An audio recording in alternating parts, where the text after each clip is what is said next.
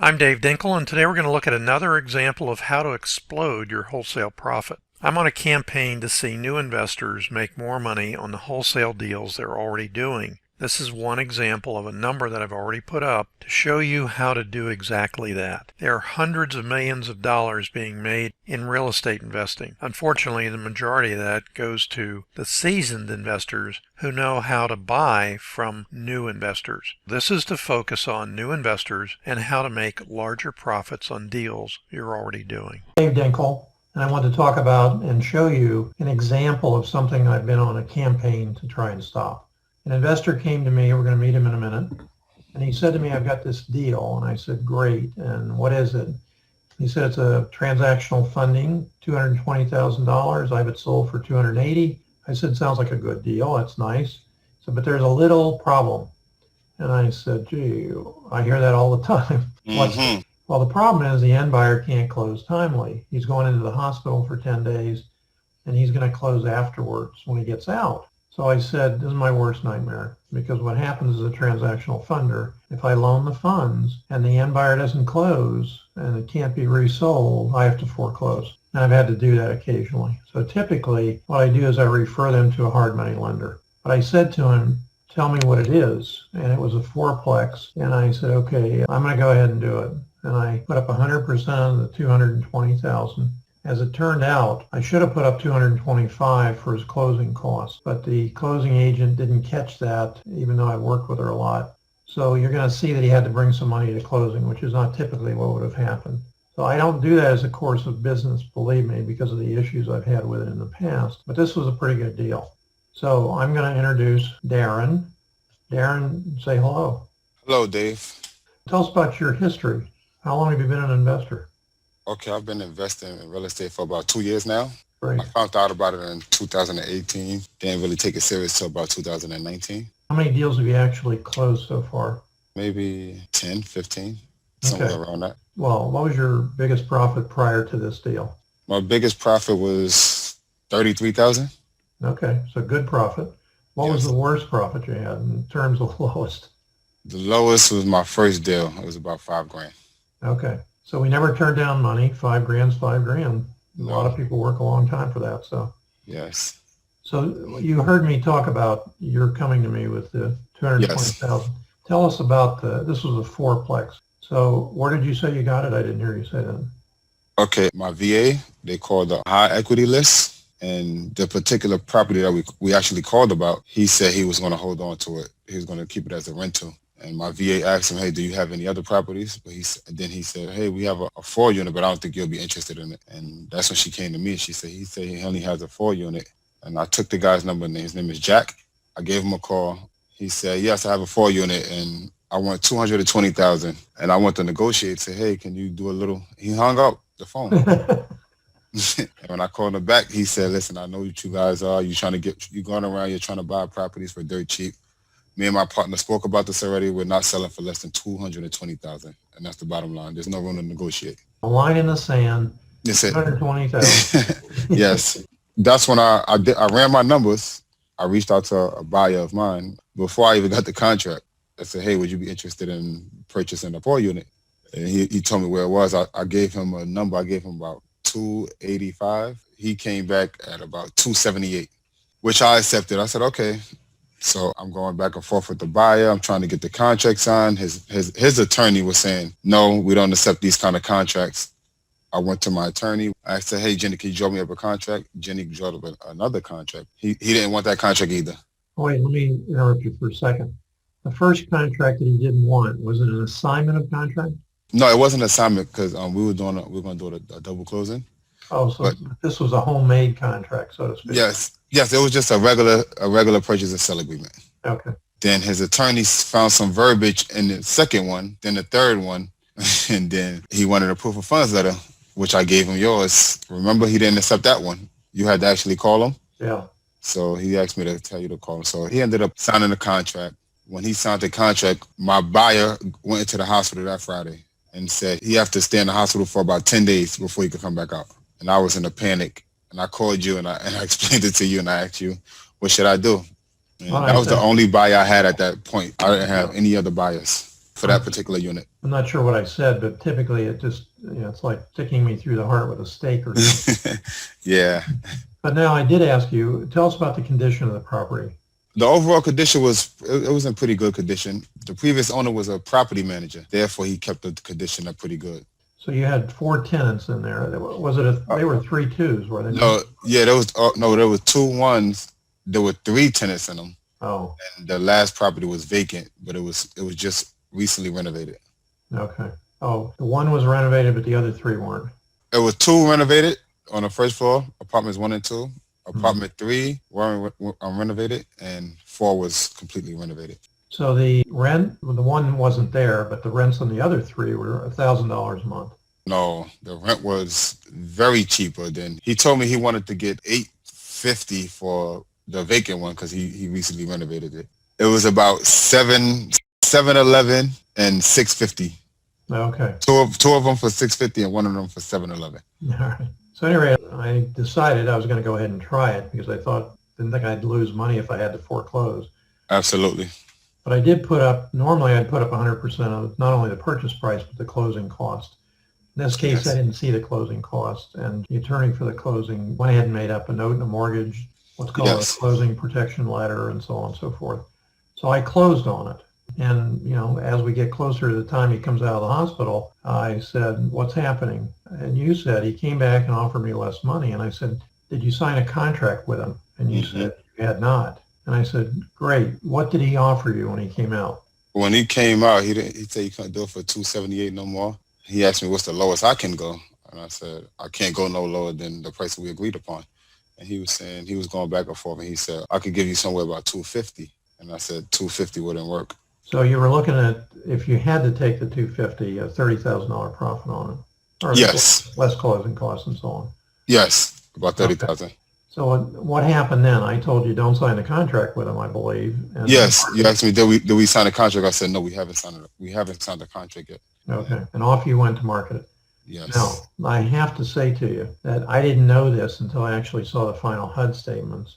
You put it on the MLS, I guess, right? Yes. Okay. So in the final analysis, what happened is you had to pay a commission for a buyer's agent and a seller's agent. Yes. And stuff. Okay. So one of the things I stress a lot is the most important asset you have as an investor is your buyer's list. And you have to work, I like to see students work on that as much as on trying to find deals. Because in Yes. this case, you had one buyer and that was pretty much it. Yes, that particular unit. I reached out to all of my buyers. Every buyer said they wasn't dealing with because I have a lot of flip buyers in my list. They never hold. They just flip. So Yeah. he was the only buy and hold investor I had.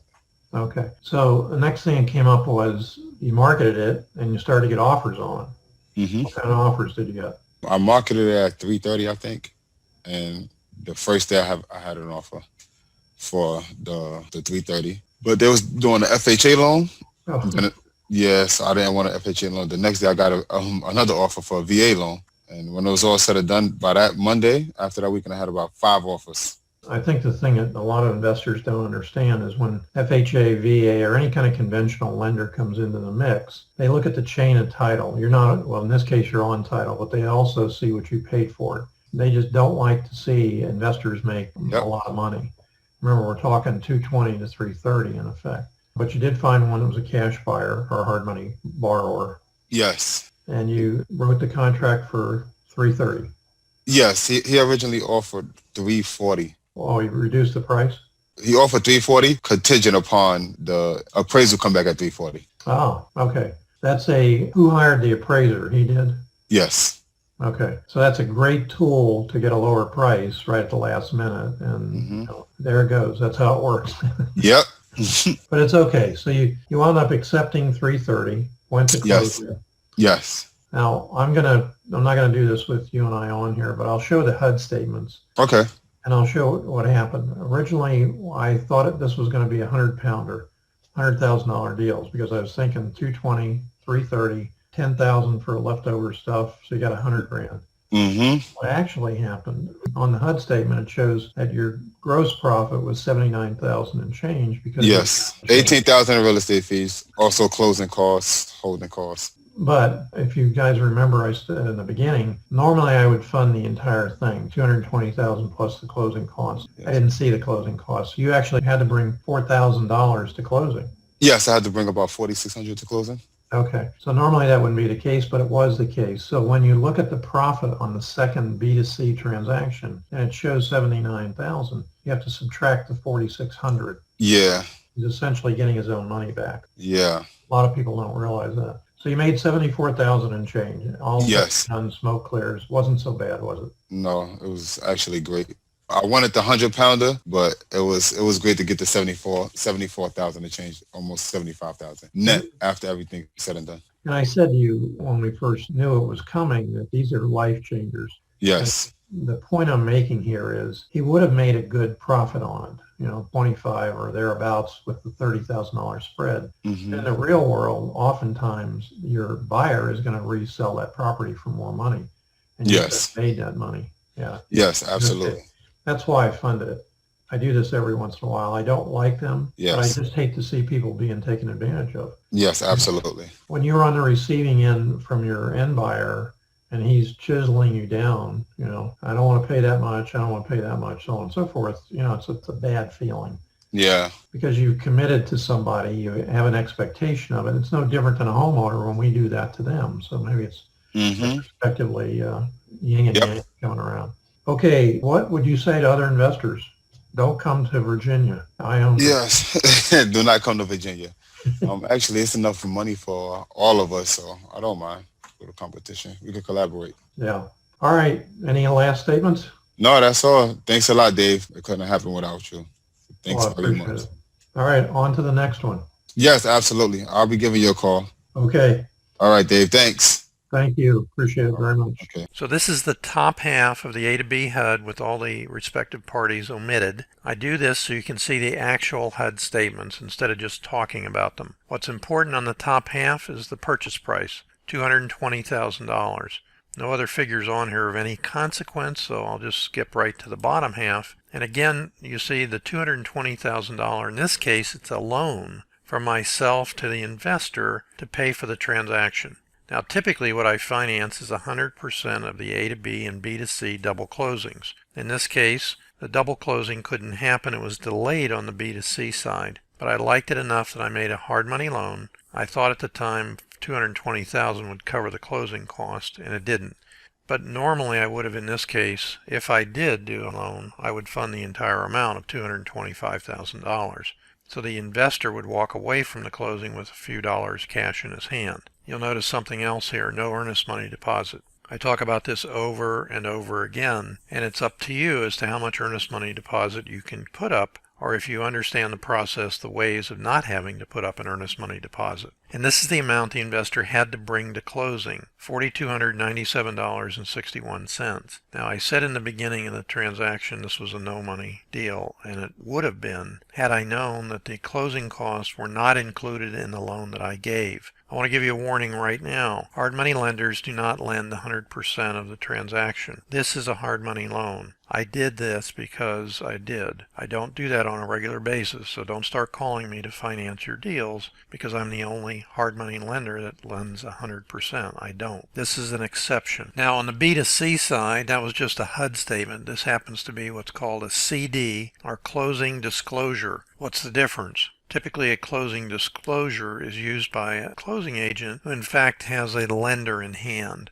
In this case, that's not of a concern for us. We're only concerned about what did the investor make on the transaction. There's the sale price, $330,000, a full $110,000 more than what his purchase price was. And when I saw this originally, before I funded it, I thought this is going to be a £100 deal. In other words, $100,000 net profit. Didn't turn out quite that way. As we go on to the bottom half of the closing disclosure, what you're going to see here is I got paid back. Remember, I loaned $220,000. I got paid back $229,000. That difference is the interest and points on the hard money loan that I made. But here's the bottom line. The net profit, as it shows on the closing disclosure, to the seller, which is the investor, $79,092.71, but you have to subtract the money that he brought into closing, which was $4,297.61. So his net profit is $74,795.10. Now I wanted to show you a second part. I typically don't go into this, but remember I said I thought this was going to be a $100,000 transaction? The original buyer had offered $340,000, but he got an appraisal, and the appraisal came in $10,000 less. The end buyer is the one who paid for the appraisal, and that's a great way to get a price reduction right near the closing, because you can say to your appraiser, be on the low side, frankly, I'm paying your fee. And that will help you get discounts before closing, as it did in this case. But here was the somewhat surprising part to me. When I said to the investor, market the property, I didn't say how to market it. I assumed that he knew how to market it because he was a somewhat seasoned investor who had been in the market for a couple of years, done 10 deals. He put it on the MLS because he was on title. And here's what happened. He had to pay a buyer and a seller's agent commissions totaling $19,800, which was somewhat surprising to me because he could have marketed that much more easily himself and saved the commission. But nonetheless, it doesn't matter. What matters is the deal was done. So it went from being a 100-pounder to $74,000. And those are life-changing transactions. I'm Dave Dinkle, and I wish you limitless success in all that you do.